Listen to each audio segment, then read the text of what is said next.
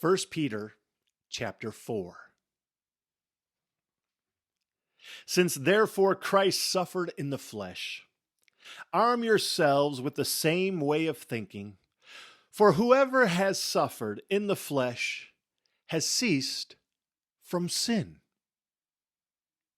so as to live for the rest of the time in the flesh, no longer for human passions, but for the will of God. For the time that is past suffices for doing what the Gentiles want to do, living in sensuality, passions, drunkenness, orgies, drinking parties, and lawless idolatry.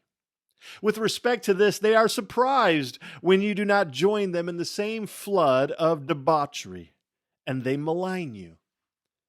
But they will give an account to him who is ready to judge the living and the dead. For this is why the gospel was preached even to those who are dead, that though judged in the flesh the way people are, they might live in the spirit the way God does.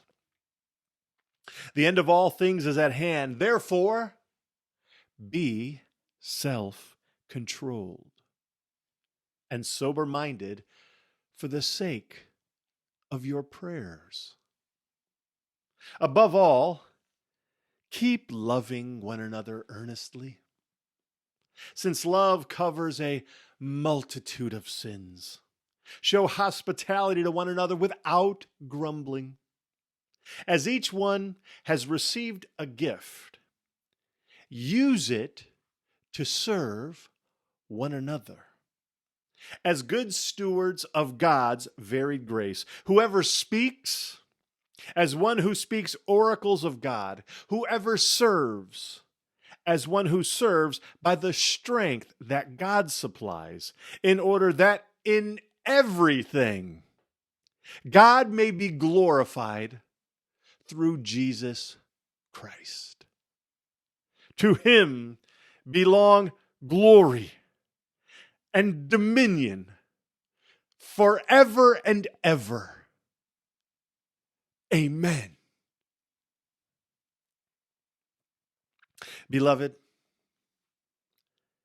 do not be surprised at the fiery trial when it comes upon you to test you, as though something strange were happening to you. But rejoice insofar as you share Christ's sufferings, that you may also rejoice and be glad when his glory is revealed. If you are insulted for the name of Christ, you are blessed, because the Spirit of glory and of God rests upon you. But let none of you suffer as a murderer or a thief or an evildoer or a meddler. Yet if someone suffers as a Christian, let him not be ashamed, but let him glorify God in that name. For it is time for judgment to begin at the household of God.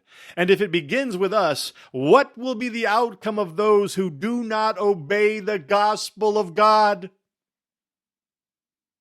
And if the righteous is scarcely saved, what will become of the ungodly and the sinner?